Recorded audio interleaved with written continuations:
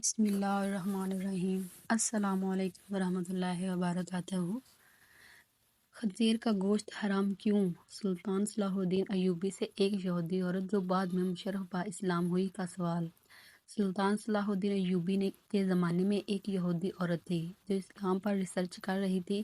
اسلام کے بارے میں بہت کچھ سیکھا ہے، بہت کچھ پڑھا۔ ایک سوال جس کا جواب اسے کسی سے نہ ملا وہ یہ تھا کہ آخر خنزیر کے گوشت میں ایسا کیا برائی ہے جس کی وجہ سے خنزیر کا گوشت کھانا اسلام میں حرام قرار دے دیا گیا ہے۔ صرف یہی ایک بات تھی جو اس کو اسلام قبول کرنے سے روک رہی تھی۔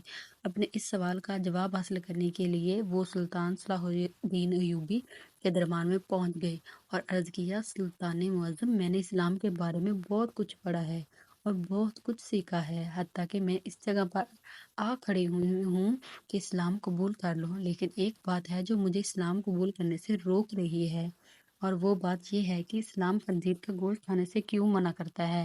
اسلام نے جس چیز کے بارے میں منع کیا ہے وہاں اس کی دلیل ملی ہے، لیکن خنزیر کا گوشت حرام ہونے کی کیا وجہ ہے، اس بارے میں مجھے ابھی تک کوئی مضبوط دلیل نہیں ملی۔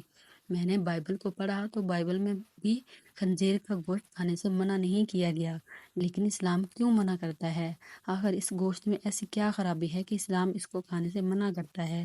سلطان صلاح الدین ایوبی نے اپنے ایک مشیر کو حکم دیا کہ بائبل کی وہ کتاب میرے پاس لے آؤ جو اپنی اصلی حالت میں موجود ہے۔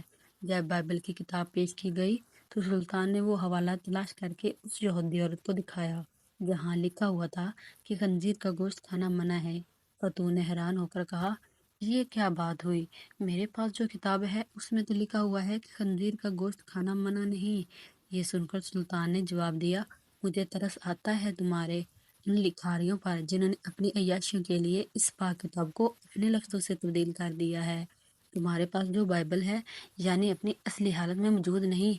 ابھی تو میں نے صرف اس کتاب سے ثابت کیا ہے کہ خنزیر کا گوشت کھانا منع ہے، اب میں اسے سائنسی لحاظ سے بھی ثابت کروں گا۔ پھر سلطان نے اس عورت سے کہا کہ کل صبح خنزیر کا گوشت پکا کر میرے دربار میں لے آنا۔ دوسرے دن اس عورت نے خنزیر کا پکا ہوا گوشت سلطان کی خدمت میں پیش کر دیا۔ سلطان نے اس کو کراہت سے دیکھتے ہوئے کہا، اب اس کی بوٹی کے 2 حصے کرو۔ خاتون نے جب چھری سے بوٹی کے 2 حصے کیے تو درمیان میں سے گوشت اچھا تھا۔ سلطان نے اس خاتون سے کہا کہ کیا تم نے اس گوشت کی طرح نہیں پکایا؟ تو وہ کہنے لگی، نہیں سلطان معظم، میں نے تو اس کو بہت اچھی طرح سے پکایا ہے۔ تو سلطان نے کہا کہ اب تمہاری سمجھ میں آ گئی ہوگی یہ بات کہ یہ حرام گوشت ہے، اسے جتنی بھی اچھی طرح پکایا جائے یہ درمیان میں کچا رہ جاتا ہے، اور جب یہ تمہارے پیٹ کے اندر جاتا ہے تو بہت سی بیماریوں کا سبب بنتا ہے۔ دوسری بات یہ کہ سور جس جگہ رہتا ہے یہ اپنے ارد گرد کے تمام گندگی حتیٰ کہ انسانوں کی گندگی کو بھی کھا جاتا ہے۔ اس کی خوراک بہت ہی غلیظ ہوتی ہے، اس حوالے سے وہ غلاظت اس کے گوشت میں بھی شامل ہوتی ہے جو بذات خود بیماریوں کا منبع ہے۔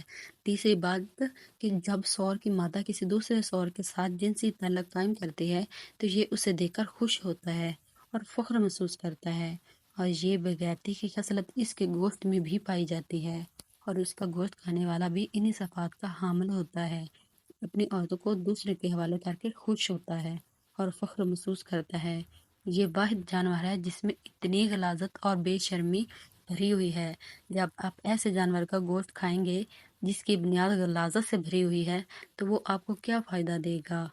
یہ بات سن کر وہ یہودی عورت سلطان صلاح الدین ایوبی کے سامنے جھک گئی اور کہا، سلطان معظم، اب آپ ہی مجھے کلمہ پڑھائیے۔ سلطان صلاح الدین ایوبی رحمۃ اللہ علیہ نے اس عورت کو کلمہ پڑھایا اور بار اللہ اکبر کے بلند نعروں سے گونج اٹھا، سبحان اللہ۔